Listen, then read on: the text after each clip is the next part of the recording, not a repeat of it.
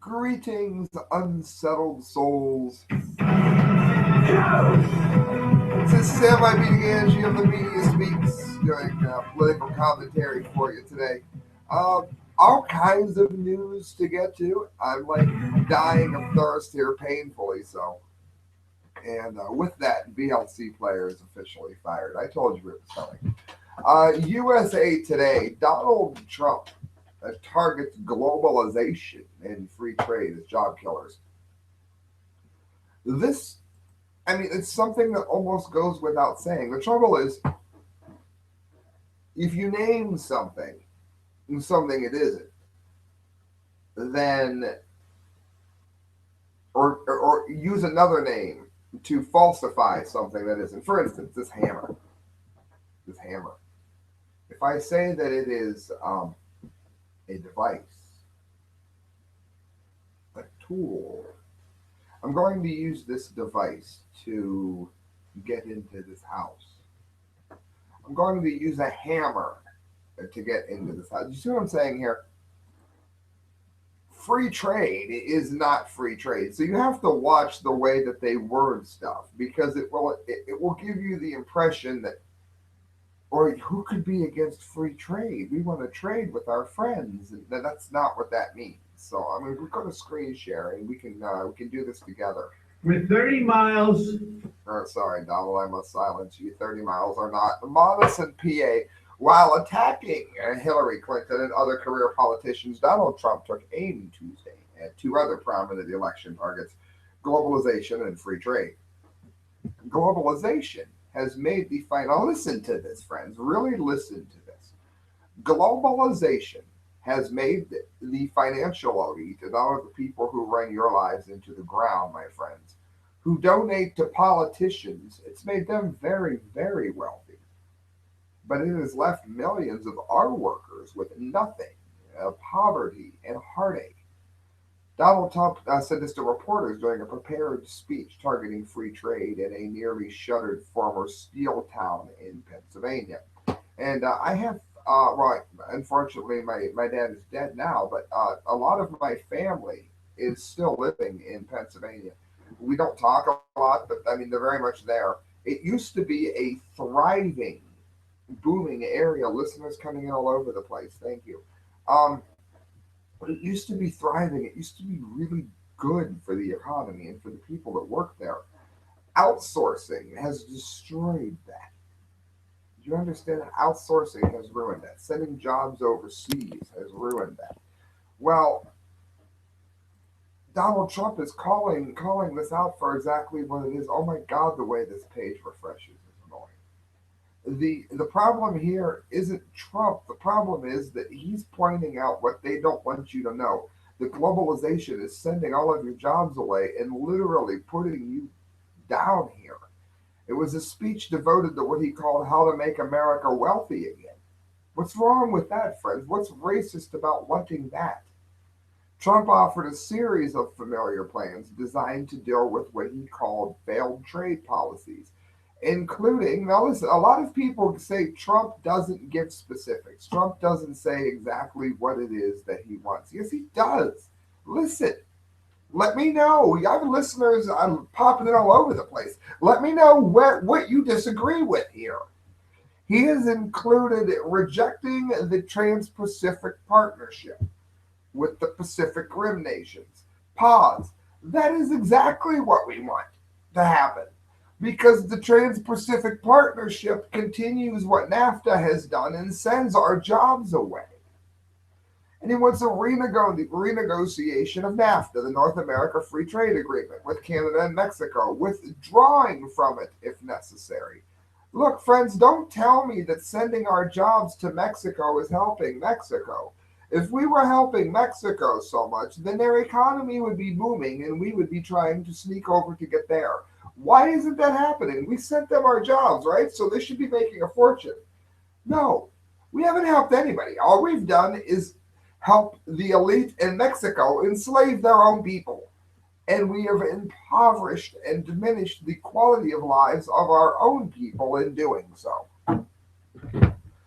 The presumptive Republican presidential nominee also said that he would pursue a bilateral trade agreements rather than multilateral trade agreements like the TPP and NAFTA.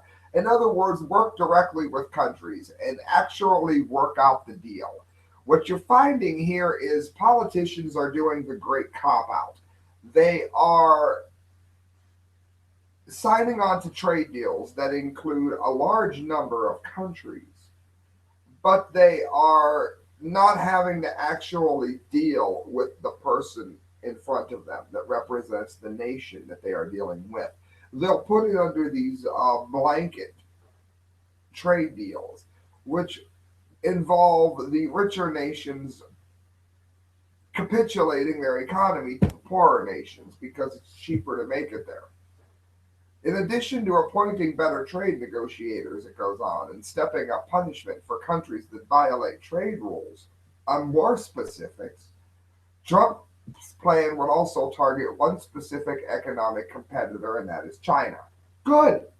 He vowed to label China a currency manipulator, which they are, bring it before the World Trade Organization, and consider slapping tariffs on Chinese imports into the U.S. Now, that's exactly what's needed. Why should we allow our best and brightest corporations to cheat the American people by having them made by literal slaves in other countries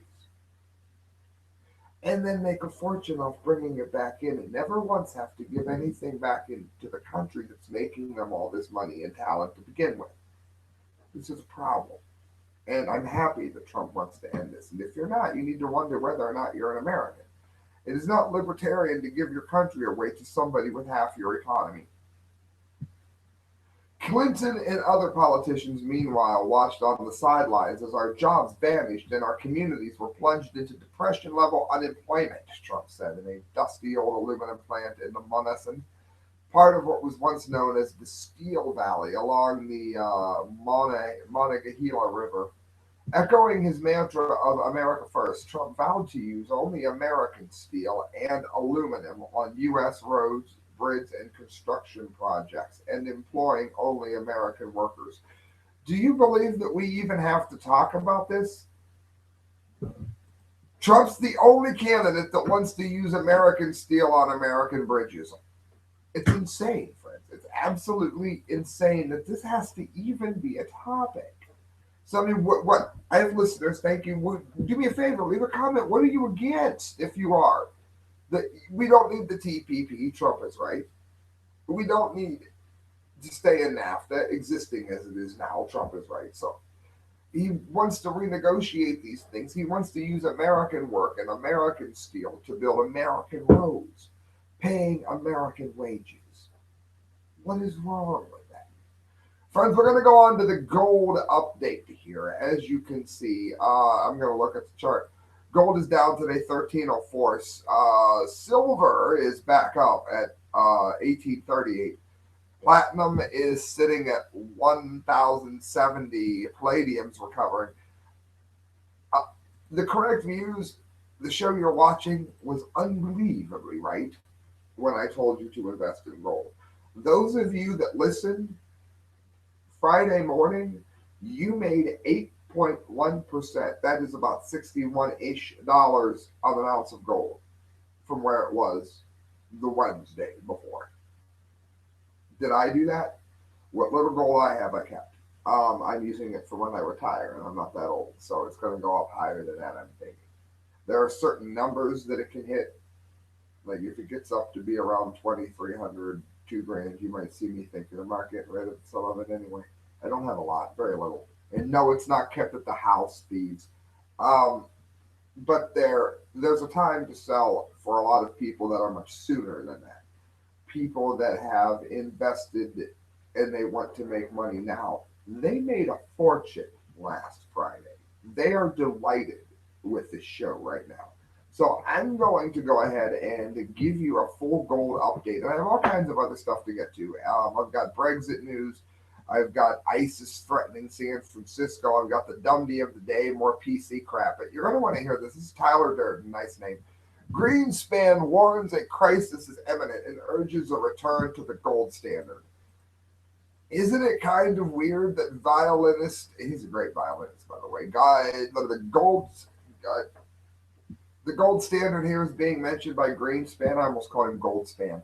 Gold's got to span, friends. It has spanned. Those of you that listened to me had a very good weekend, didn't you? On Friday afternoon, you're welcome. After the shocking Brexit referendum, while being interviewed by CNBC, Alan Greenspan stunned his hosts after he said that things are about as bad as he has ever seen. He said it's the worst period I recall since being in public service. There's nothing like it, including the crisis, remember, in October 19th of 87, when the Dow went down by a record amount of 23%. And I had thought that was the bottom of all potential problems. And he says that it's getting worse and worse. He doesn't find a way for things to be getting remarkably better anytime soon. His remarks centered on the Eurozone. And of course, we have a lot of other countries now that are looking to exit the Eurozone as well, mostly because of the unvetted immigration that is bringing terrorism into the country. Perhaps a better way to word that would be unproperly vetted or unable to properly vet. And a lot of it too is economic. They don't like the way that this has been taking sovereignty and economic decisions away from countries that should be making these decisions themselves. Also, it's important to note that so many people are saying that this takes the future away from the youth because the youth is getting welfare through the EU, and they may not get that now that the Brexit has occurred. Listen to me, people. This is not an age issue. They love to divide people by age. The other day, my ex wife, who's 2 years older than I am, told me that I must have been older because I didn't understand people's obsession with their cell phones. Of course, she's 2 years older than I am and can't put her laptop computer down. She uses it like a cell phone. So, if this isn't an age thing, they paint you to think this way, but it's something bigger, friends. Youth, if you want to use the word, listen to me here.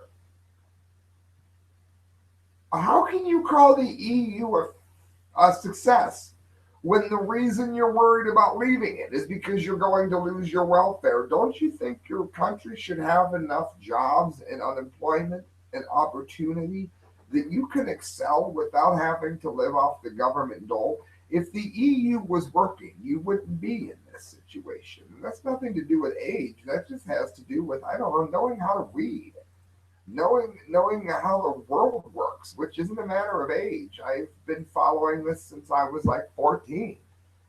When asked if we need an accident of history to address this, Greenspan replied, probably. In the United States, social benefits, which in a more generic terms are entitlements, that's welfare, social security, whatever, are considered the third rail of American politics. You do not touch them. If you do, you lose.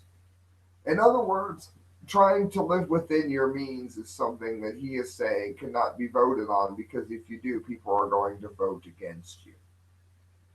But Greenspan ignores his own role in the creation of the boom bust cycle, which was doomed the world to a series of ever destructive bubbles, it says, and ultimately hyperinflation, which will likely be unleashed once the helicopter money inevitably arrives. In retrospect, the 90-year-old who is clearly looking forward, not backward, has a simple solution. That is the gold standard, like Ron Paul said, and you guys called him crazy. If we went back in the gold standard and we adhered to the actual structure of the gold standard as it existed prior to 1913, would be fine. Remember, he says, that the period of 1870 to 1913 was the most aggressive periods economically, that's good news, by the way, that we have ever seen in the United States. That means an upward growth. And that was the golden period of the gold standard. I'm known as a gold bug, and everyone laughs at me, but why do central banks own gold now? Guys, that's as clear as it gets. The man used to run the Federal Reserve, and he's still saying that the direction that you want to go in is gold. And if you're about to zone out, I'm telling you there's something wrong with you because people that didn't zone out to this news made a fortune over the weekend. Um, including George Soros, who I don't have any respect for. I think he helped bring the collapse in, and that's why he knew to buy it to begin with. But why do you think Soros bought so much gold? This is the SHFT plan. I'm being, it stands for Shiznit Hits the Fan, okay? But I don't want to swear too much because this is syndicated on a lot of stations now. Doug Casey warns of crisis this year. We're going, pardon me, so thirsty. We're going back into the hurricane, and gold will go higher than most people can imagine. This is from Max Slavo. As fears of England leaving the European Union come to a head on voting day, a stunning scene emerged in the streets of London, though it was completely ignored by the mainstream media. Why? Because the mainstream media is trying to herd you into stocks. The fact that Brits were lining up in droves in front of gold and silver shops spoke volumes about the financial assets as a last resort during a real or perceived crisis. Now, what that means, I'm going to break it down to you. That's why you watch the correct views. When the world is in upheaval and money is questionable, stocks and bonds and investments of that kind tend to go down. And people with bad credit can't invest in stocks because they'll lose the money from it. And the safe haven to put your money in is gold and silver, to some degree platinum. Um, the same rules don't apply to investing in platinum as do gold and silver, I have found. But precious metals are the safe haven where people have historically put their money. Well, is the world going to be a safer place, which would be bad for gold, financially speaking, a safer place, or is it going to be a more turbulent place? Well, we have Germany, France, uh, Denmark, Greece, the Netherlands, especially the Dutch, actually, looking to leave the European Union. This could cause all kind of upheavals, and those of you that like to invest and then quickly get rid of it to make money, like flipping a house, those of you that like to flip gold, now's going to be the time to do it. I'm doing it again. And I'm going to be tooting my own damn horn again because it's going to happen. They're talking about another vote of referendums of countries as early as 2017, friends. As fears of it says it was within the context, excuse me, that legendary resource investor Doug Casey warns that the hurricane hardly happened in nobody knows what I'm talking about. The hurricane, which took the world by storm in 2008, is still a significant threat. While we've spent the last several years in relative peace and calm inside what he calls the eye of the storm, we'll be entering the other side of the hurricane. So basically, what's he saying? He says, I think $5,000 gold, that'll be per ounce, will happen at some point because we're looking at a worldwide monetary crisis of historic proportions. Now, do I believe, as your humble host of the correct views, that gold is going to hit $5,000 an ounce? No. No, I'm ready to put him in a rubber room. He might be right. However, if he's half right, I mean, if the guy is just half right and he has a history of being a decent fellow, I looked him up, then doesn't it seem like $2,500 an ounce gold would be really, really nice? I'm telling you, friends, do some serious insight on that. And that's the end of the gold update. We're going to get on to the rest of it here. And the rest of it is brought to you, as you can see on screen share, by the Seacrest Motel. That behind the Seacrest Motel there is Cedar Point. That is one of the best amusement parks in the world. You can see the gatekeeper there where my mouse is, a huge loop. Those of you that like smooth coasters, that's your ride. Christelle and I recommend, I think it's the back on that one. You're going to want to look up this place, friends. Do you go to the races up there? Because if you do, they're right by the track. Sometimes you can even hear them revving right there at the Seacrest Motel, and let them know that you heard about it on the correct views. Say, hey, Sam IB of the correct views said I got a discount if I told them about them, a listener. And you will. You're going to save prices. You're going to save money, I should say. And their price is already better than what you pay at other hotels up there by far. By far. and you're going to get a further savings on top of what was already by far better. Friends, Ron Paul writes on Prison Planet, after the Brexit, can we exit a few other things too? This is pure brilliance. This man could have been our president. This genius could have been our leader. Christelle and I donated. Don't blame us. Just listen to that. And people said he was going to be too sick. Oh, he'll be too old. He'll be too old. The man has started an entire institution called the Ron Paul Institute, and he would have made it just fine. It's 2016. He's been healthy as a horse. You people were wrong. Once again, I don't know what the age thing is, but it's a misguided thought pattern. It's taught to divide us like we do by color. Last week, UK's vote to leave the EU may have come as a shock to many, but the sentiment of the British voters to reject the role of Brussels is nothing unique. In fact, he writes, it's a growing sentiment worldwide, frustration with politics as usual, with political parties that really do not differ at all philosophically. That is saying Republicans and Democrats are so much alike. With an economy that serves the 1% at the expense of the rest of the society. And it is a growing phenomenon throughout Europe and the United States as well. And that's what he says that the Bernie Sanders and Donald Trump phenomena are all about. Well, listen what he thinks we should do. I love the way he words this. Is Brexit the first victory in a larger freedom movement? Can we get out of a system that creates money out of thin air to benefit the ruling class? We've talked about that here. Our money isn't based on anything, and it's loaned to our own government with interest, and that is to say it comes down to us paying for it. It impoverishes, he writes, the middle class. Can we get out of central banks that finance the wars that make us less safe? Can we exit executive orders? Can we exit the surveillance state, which takes your Fourth Amendment away, my friends? The Patriot Act.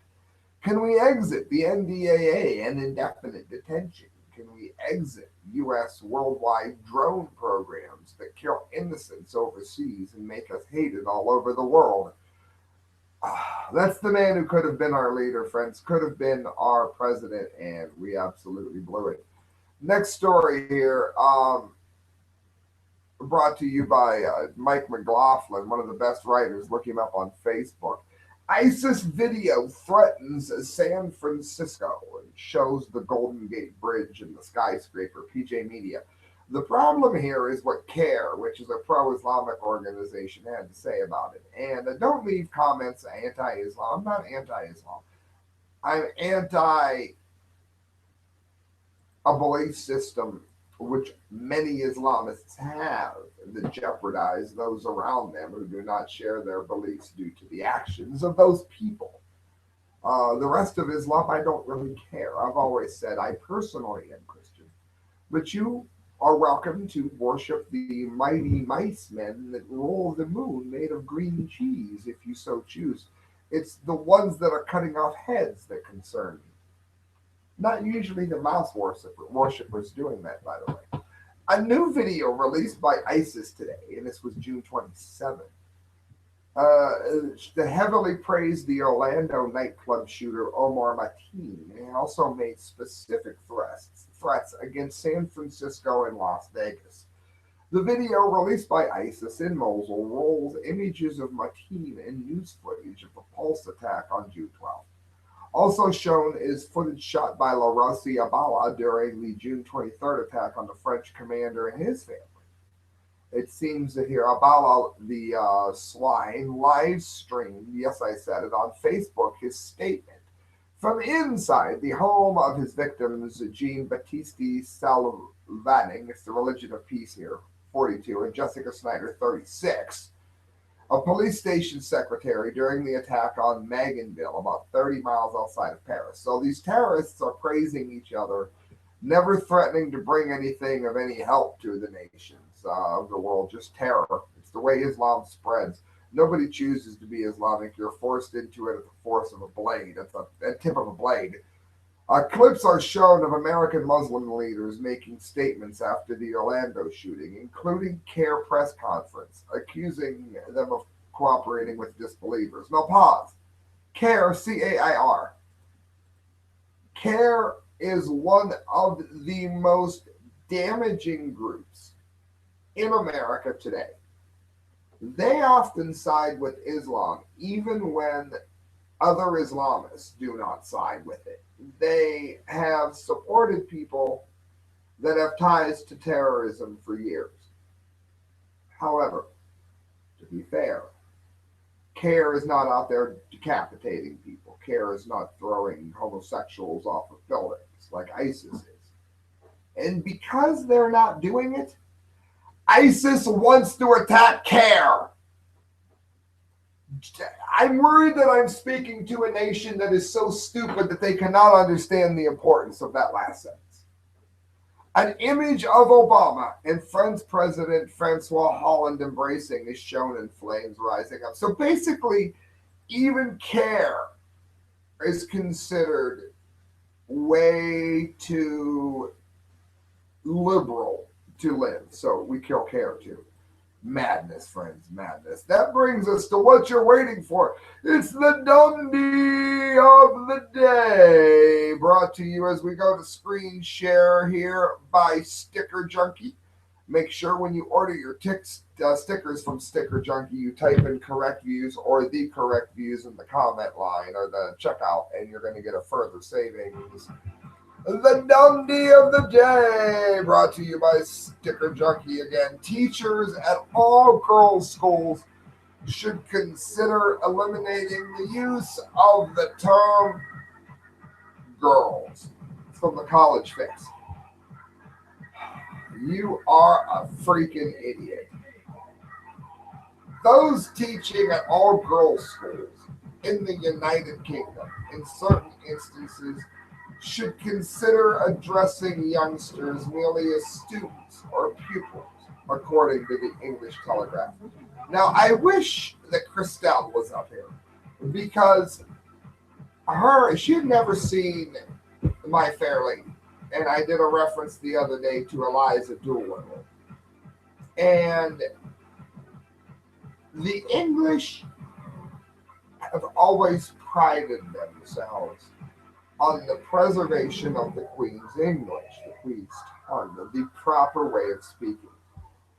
You now have these idiots who have won the DUMBDEE of the day, implying that we need to limit the way that we speak, not grow it, which of course England has always had remarkable diction on the at least upper echelon. Unlike America, even I swear, our leaders can't even speak. That's not so there to this degree. Let's take words away and let's misuse words as to keep the PC crowd happy. Because Julie might want to be Jeff, and because God didn't make it so, you should call her that anyway. It should be more sensitive to transgender children. Maybe you should just teach them that if they have a penis, they're a guy, whether they like it or not, and vice versa. The choice of words is an important part of a complex pastoral issue increasingly faced by schools, according to Carolyn Jordan, president of the Girls' School Association, who wins the DUMBDEE of the day. Why am I doing this? Because I want you to contact Carolyn Jordan, president of the Girls' School of the Association, and tell her she's an idiot. Say, no, we will not further damage our own culture by capitulating to a very small number of people that don't accept what simply is. You're male or female. The recommendations follow training sessions led by the organization Gendered Intelligence, which, among other things, advises avoiding terms such as young ladies. Listen to this stupid-ass article. The crux of the matter is that schools have a duty to care for all pupils, including those who decide to transition. Decide. It is a decision. You are born male or female. That is not a decision. Therefore, the term used to describe you is not a decision. So she undermines her own argument. Do you see that? Rewind it, listen to it again. There's a lot of logic there. Repeat. pupils, including those who decide to transition, Mrs. Jordan said. Language is one part of this complex pastoral issue, and GSA schools, which have a long history of excellence in pastoral care, are at the forefront of showing the practice of including transgender pupils. I say we treat the girls that are transitioning into boys, I say we treat them like boys and we throw them the hell out of the girls' school. Yes, I said it. Friends, you're listening to the correct views, and we are not PC. If you want to go ahead and donate to the show and help me with the show, you can do so at the correctviews at hotmail.com. You can also look in my comment, my description down there, Patreon. You can help me there. And all money given to me goes towards a better show. I'm trying to make this something I do 3 hours a day, like Rush and Sean and all those people do, Michael Savage, whatever. But I need you to do what I'm asking you to do in the Patreon account so that I can make that happen. Good night, friends. God bless. And thank you for listening to the correct views.